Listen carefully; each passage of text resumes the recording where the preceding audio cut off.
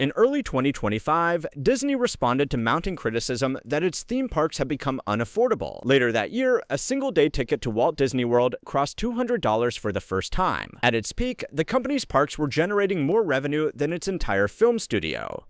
Disney had spent a century telling families the magic was meant for them. Then it spent 20 years raising the price of admission. Something obviously broke in that gap. But what? Walt Disney and his brother Roy started with almost nothing. But right from their start in 1923 in a garage on Kingswell Avenue in Los Angeles, their ambitions outpaced their resources. Their first major character, Oswald the Lucky Rabbit, was taken from them by a distributor who owned the rights. Walt created something audiences loved, then watched as someone else walked away with it. It was a brutal early lesson about controlling your own work, and it shaped every business decision he made after that. That loss led directly to Mickey Mouse. In 1928, Walt released Steamboat Willie, the first animated short to feature synchronized sound throughout. The short was a technical breakthrough and a commercial hit. The Library of Congress later preserved it in the National Film Registry as culturally, historically, and aesthetically significant. The Museum of Modern Art acquired a print. Mickey Mouse became the most recognizable cartoon character in the world. Walt understood something that the people who later ran his company would forget. The audience gave you their loyalty because you gave them something worth caring about, and that exchange had to stay fair. Walt kept pushing. Snow White and the Seven Dwarfs arrived in 1937 as Disney's first full-length animated feature film with synchronized sound. The industry called it Disney's folly before release. Colleagues thought he was throwing money away on something audiences would never sit through. It became the highest-grossing film of 1938. Walt's creative philosophy was simple and consistent throughout his career: quality over speed, story over spectacle, and emotional connection over everything else. He believed that if you made something good enough, the audience would come, and they did. That philosophy is what produced the parks. Disneyland opened in 1955 in Anaheim, California. Walt saw it as the physical form of a promise. He wanted the same families who had bought tickets to Snow White and Bambi and Cinderella to be able to walk through these gates. First, it was completely different from the grimy, expensive, and unsafe amusement parks of the era. He created a clean, safe, and affordable destination where parents and children could experience wonder together. Second, on opening day, general admission was $1 for adults and 50 cents for children, with ride tickets sold separately. A price that was within reach of the families who had already made his film successful. Walt Disney World opened in 1971, 5 years after Walt's death, under Roy Disney Sr.'s stewardship. It was the largest private construction project in American history at that time. Roy made sure the Florida park was completed to Walt's vision to be within reach of any American family willing to save for a vacation. That promise held for decades. Families returned year after year, generation after generation, because the cost of entry remained proportional to the value of the experience. After Walt died in 1966, the company drifted for nearly 2 decades. Then, Michael Eisner became CEO in 1984 and presided over a genuine creative resurgence. The Disney Renaissance from 1989 to 1999 produced The Little Mermaid, Beauty and the Beast, Aladdin, and The Lion King. Those films generated hundreds of millions at the box office, sold millions of records, and cemented Disney as the definitive name in family entertainment. For an entire generation, Disney was their childhood. But the Renaissance also covered up a shift. Licensing, retail expansion, and consumer products became major revenue engines alongside the films and TV shows. The parks expanded, the hotel inventory grew, and the price of a family visit began to climb. The creative success made it easy to ignore where the business model was heading. As long as the films were good, no one questioned the pricing. But by 2003, the cracks were visible. Roy Disney, Walt's nephew, wrote a public letter to the board accusing Eisner of micromanaging, creative brain drain, and timid decision-making. The accusation carried weight. It was the first time a Disney family member publicly declared the company had lost its founding values, telling the board that Disney was no longer Disney. Eisner resigned, and Bob Iger replaced him in 2005. Iger's strategy was clear from the start. He bought creative IP on a scale no entertainment CEO had attempted before. Pixar came first for $7.4 billion in 2006. Then Marvel Entertainment followed for $4 billion in 2009. Then there was Lucasfilm for $4.05 billion in 2012. Each acquisition was bought near their peak cultural relevance, and each generated massive returns at first. Like the Marvel Cinematic Universe's Infinity Saga and the Star Wars sequel trilogy. For a while, the strategy looked brilliant. Disney owned the 3 most valuable intellectual property libraries in entertainment, and every one of them was producing blockbusters. Then came the biggest bet.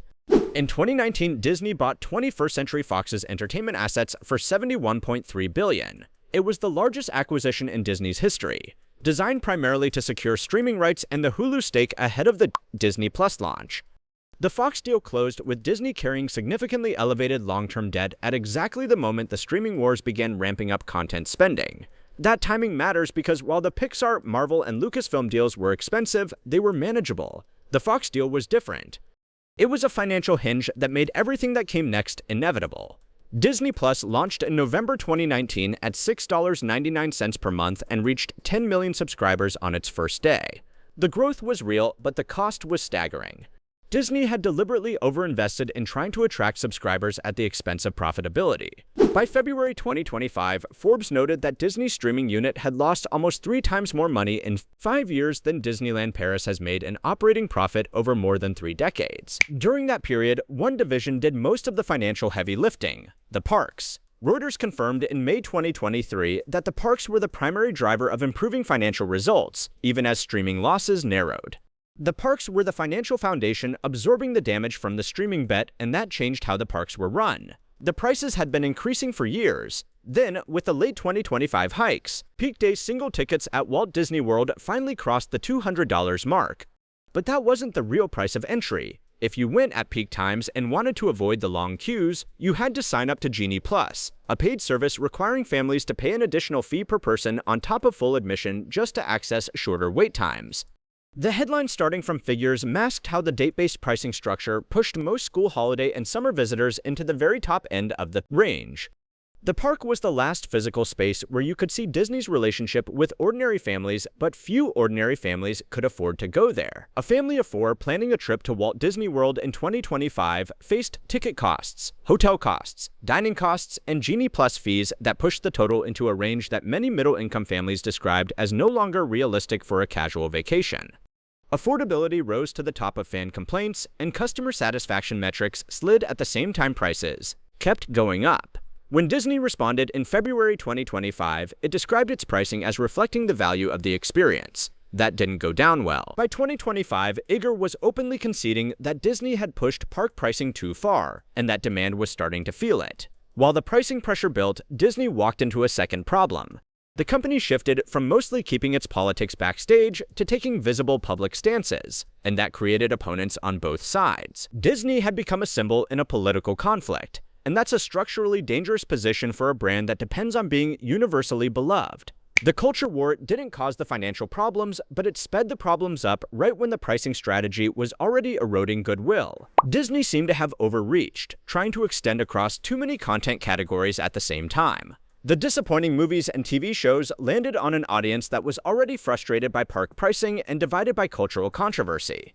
Then, their cross-subsidy model, where parks prop up weak movies and streaming, began to strain. The 2023 annual report documented the scale of the problem. Streaming losses were narrowing, but slower than Wall Street had modeled. The parks were still doing the heavy lifting. The parks had become collateral for the streaming bet, and practically, there was little appetite to roll back park prices while streaming was still bleeding billions. Disney found itself in a trap it had built over 2 decades. It couldn't cut park prices without admitting the streaming investment meant charging park visitors higher fees, and it couldn't hold to those high prices without losing more of the families who had once considered Disney their vacation home. Then, Bob Iger announced his retirement.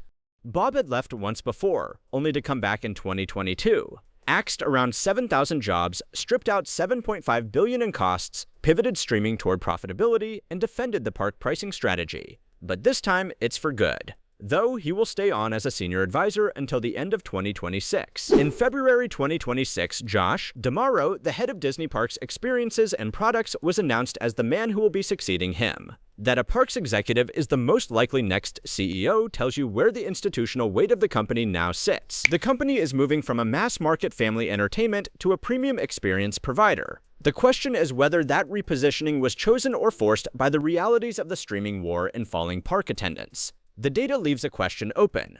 Was Disney's decline a failure of creativity, of strategy, or of culture? Or was it something simpler, like a decision made gradually over 20 years to charge more for something people loved and expect the love to survive?